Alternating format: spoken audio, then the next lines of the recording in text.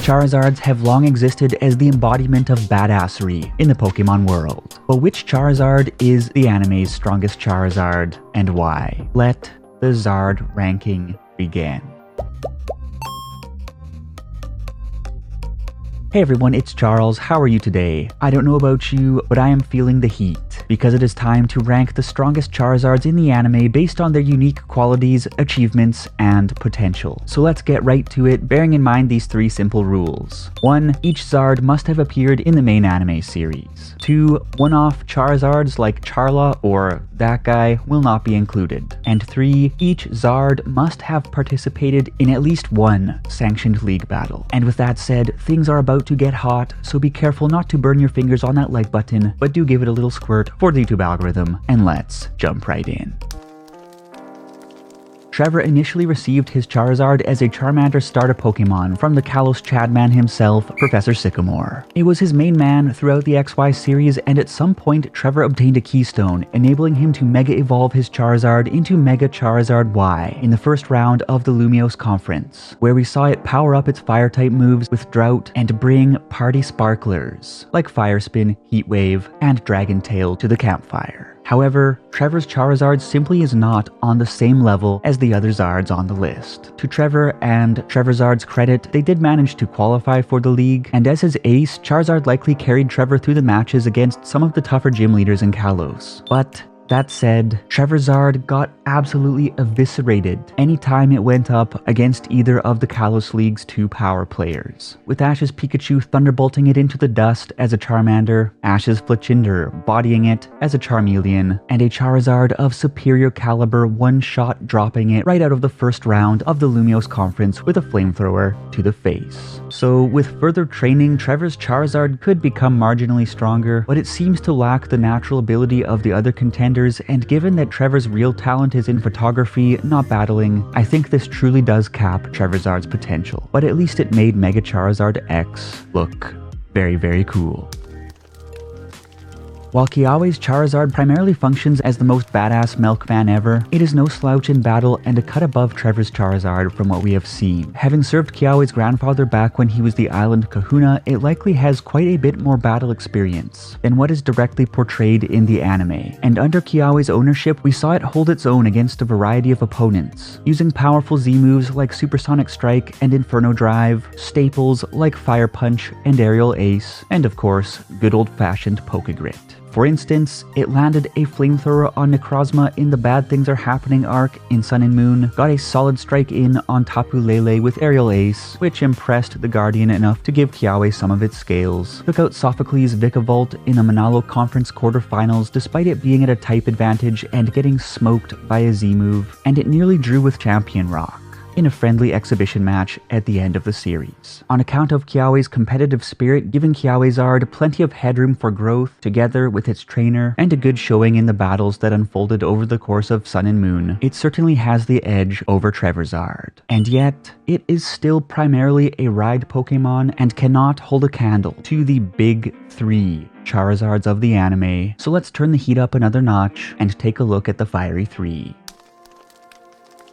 Wait, Ash's Charizard isn't number 1? That is correct. But hold off on the hate mail for just a second, because I think that the rationale backing up the top 2 picks will help to cement Ash's ranking, and I'm certainly not saying that Ash's Charizard is not a badass. So before we move on to the top 2, let's take a hot minute to discuss how much of a proven powerhouse Ash's Charizard is in its own right. Yes, Ash and Charizard's relationship went through pretty choppy waters that came to a boil with Ash's humiliation at the Indigo League, but Ash won Charizard's respect and loyalty in the Orange Islands, and since then he has been an invaluable player who has come to Ash's aid across multiple series.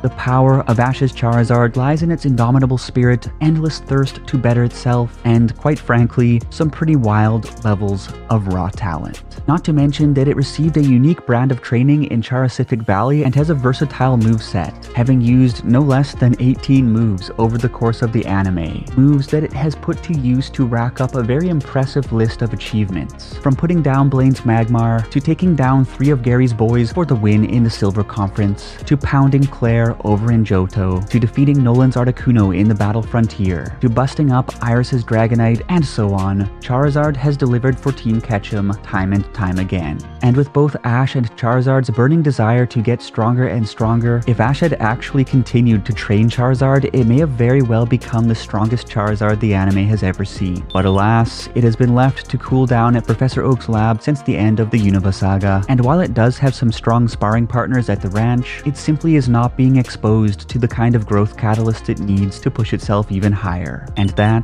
is a shame. Accordingly, while Ash's Charizard is an absolute beast, it hasn't actually made an impact in years. And there are two other, more active Zards, with even more power under the hood and even more impressive track records to discuss. And I am sure that you know exactly which two I am talking about.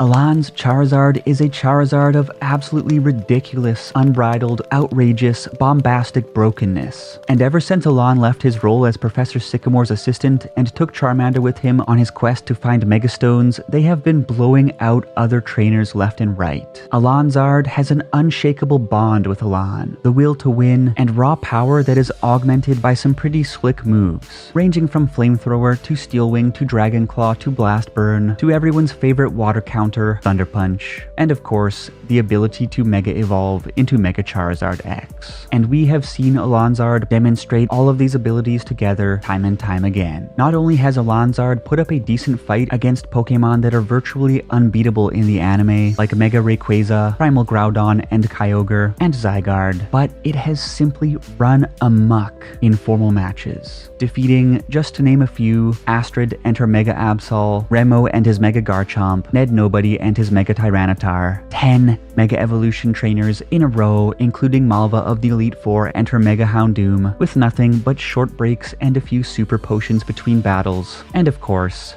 Ash and his Ash Greninja, twice, etc.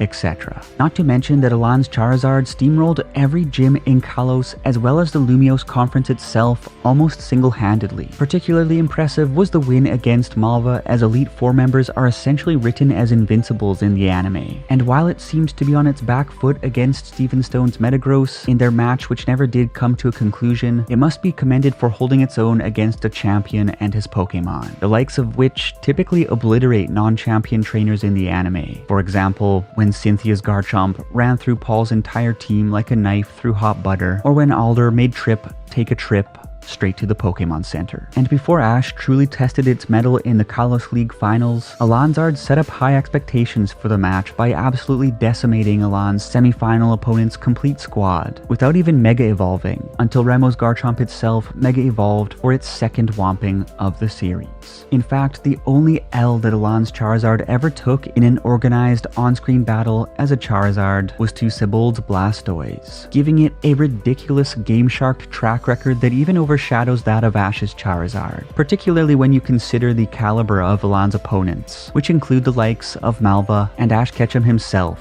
at a time when he was armed with the God Greninja. A beast in its base form and utterly broken in its mega form, Alain Zard stormed Kalos. But given its rock-solid connection with Alain and their shared desire for continuous improvement, I think the two of them are just getting warmed up. And whether or not they have tracked down a new Megastone, they are out there somewhere, pushing forward as movers and shakers in the Pokemon world. Indeed, Alain's Charizard truly outdid every Charizard that came before it, and every Charizard that came after it, except, perhaps, for one Charizard.